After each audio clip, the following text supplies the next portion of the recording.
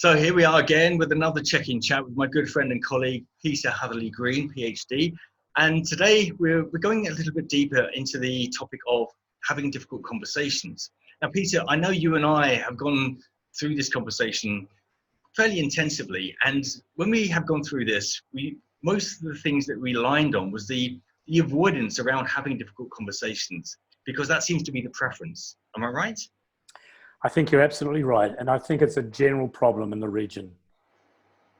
Yeah.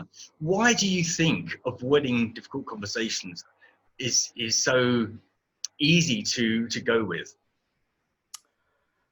I think for many managers, particularly those who, expat managers who've come from overseas and work in the Middle East for some time, I think some of their adaptive behaviors are reflected by what they see, and particularly in the local population. And the local population generally avoid conflict. They, instead of sitting down and having a frank conversation with someone that either around performance or around any other issue, that generally is avoided, or it's delegated to someone else to have that conversation with. And that is definitely a cultural aspect. There's Gerd Hofstadter did some research years ago in the 1970s around his cold call survey that he sent out to about 80 IBM offices around the world, and he collected so much information. It took him about 10 years to actually produce his first work. And what he came down with was about 5 or 6 cultural dimensions. Now, one of them is around something called masculinity. And a masculine society is a society where it's kind of win-lose. So it's competitive, it's aggressive.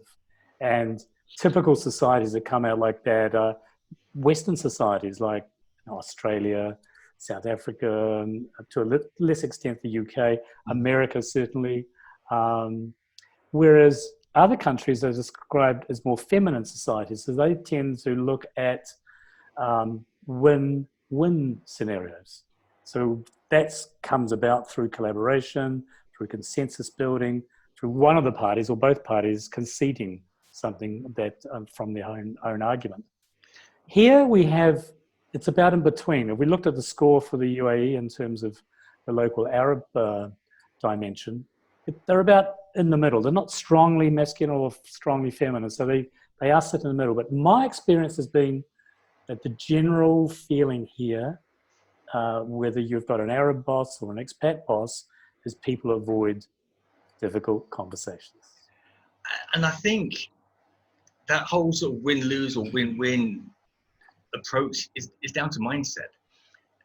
If you're avoiding something, it's invariably because there's a driver of you not being or not feeling you have the right equipment to take you into that situation. So if we can just really, through today's conversation, just try to give some examples of how you can equip yourself by going in with almost like a framework. Because if you don't, and you avoid these conversations, and the individual that you need to have a conversation with is performing poorly, that's dangerous for the individual, because over a period of time they're going to get so far down in terms of their performance recognition that they're going to be, there's only one way to go, and that's through the door.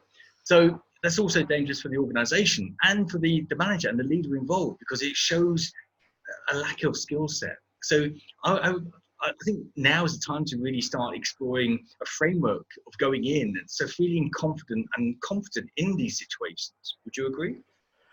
Definitely agree. And I think before we go on to the framework, I think one of the things that a lot of leaders, either experienced or inexperienced, have simply not received specific training in how to have a conversation, how to frame it, how to do the pre-work, and how to do the follow-up work, and how to really bring an attitude of empathy towards the person that you're trying to help in terms of their productivity or performance. So let's have a look at the framework. So the framework really begins with establishing common ground. Okay. Yeah. So if I'm a manager and someone is underperforming, we call this part interests. So what's our interest? So my interest in them is for them to perform so that either my department, and through my department's productivity, the organization remains healthy.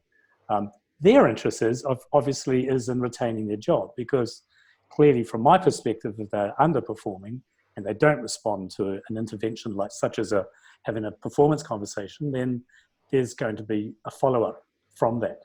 So I think common ground, establishing common ground, and I think part of that is really saying, look, we're in the same boat. It's not. There's this lovely cartoon I've seen sometimes that shows dysfunctional teams, and it's got a rowboat, and you've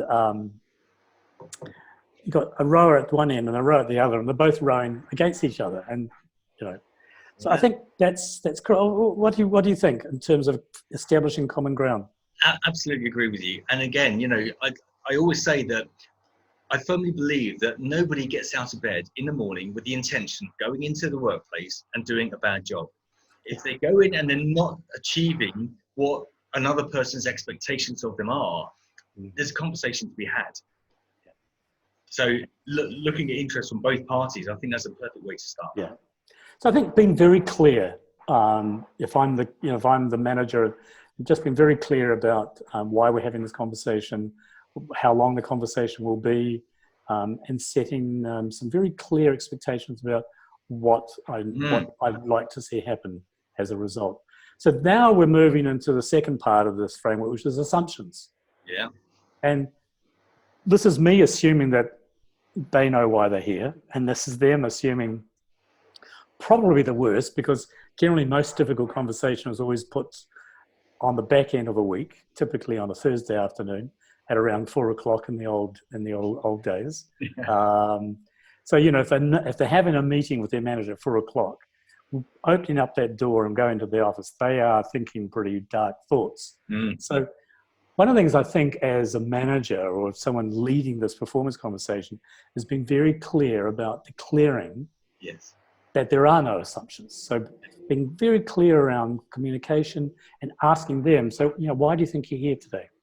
That's probably a good conversation starter. Yep.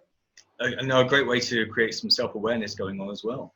Yeah, exactly. Brilliant. So, once we clear away all the thoughts and the probably some inaccurate assumptions about why we're having this meeting, then it's basically moving on to the feedback and making sure that the conversation ends with a high emotional note for both parties. Yeah. So you want both parties to leave that meeting feeling something important has been discussed, and there's clarity around the expectations of what happens after the conversation. So from my point of view as a manager having a conversation, I would like to think at the end of the meeting that person I've had that conversation with knows exactly what I'm thinking about their performance, and they also know what I'm thinking about what they need to do to improve it. On the other hand, they are probably feeling a bit better than when they leave the office, they'll be feeling better than when we walked into it, because they'll be thinking, okay, that wasn't too bad. And yes, he's probably right. I have been underperforming for all sorts of reasons, and I do need to pull my socks up and do better at my job. Otherwise, there's going to be a consequence. So I think that's a really nice way to finish a conversation, and both parties can look forward to a long weekend and feeling good about meeting each other again on the Sunday morning, and there's no hard feelings. Yeah, and again, putting some specific metrics in place with timelines that you can sort of circle back into and see if both parties are now happier on that new path is a great way forward. So I'm going to go back to what you said at the beginning of our chat today. When you used the word, a lot of people are avoiding having difficult conversations because it's regarded as having a conflict. Now, if we, again, try to change our vocabulary, think of it as being more assertive, whereas we're helping both parties to achieve a greater outcome, it doesn't have to be a conflict. So I think there's got to be a shift in our vocabulary as well, to shift our mindset around being more receptive to having these conversations. I think you're absolutely right. When you look at most businesses, Darren, you and I both know that performance conversations are quite rare in the region, if they happen once a year, usually at the end of the year. And sometimes those conversations end up in complete disaster, Yeah. Usually the employee leaving the room in tears, they're upset, they had no idea that this was going to happen. So quite clearly, the expectation is have performance conversations on a very regular basis and give a lot of formative feedback. Yes. And formative feedback is just every once in a while, just giving a pat on the back, or maybe a little bit of advice about maybe how to do things differently. But to leave a summative, high-stake conversation till the end of the year is frankly just courting disaster. Absolutely. So if leaders want to feel more comfortable having these conversations, do it more frequently, do it more informally, and leave the high-stake conversation to maybe once every quarter. So the smaller conversations, it's more about checking in rather than the big summative conversation saying, well, not sure about next year, or I'm not sure whether you're going to get the bonus, or reduce the intensity of those meetings by having them more frequently. Yeah, and again, with more frequent conversations, the job becomes easier because you're not actually thinking about it as a conflict. You're thinking about it as an engaging conversation where you are developing that individual and they are contributing to the bigger picture. Yeah, that's exactly right. So more frequently, more informally, with more empathy, with a strong emphasis on developing your employee from a position of organizational strength. And it also will go towards improving the organizational climate of the team or the organization. So if the climate is warm, trust goes up, conversation and communication improves, better engagement. Lots of lovely things come out of just doing things right.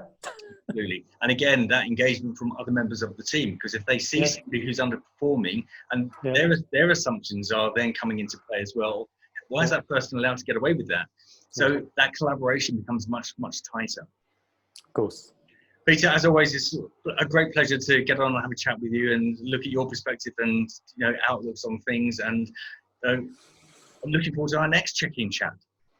Thanks, Darren. Look forward to that one as well. Have a good week. Thank you, and you. Stay safe and be well. Yep. Take care. Bye-bye. Thanks, Peter.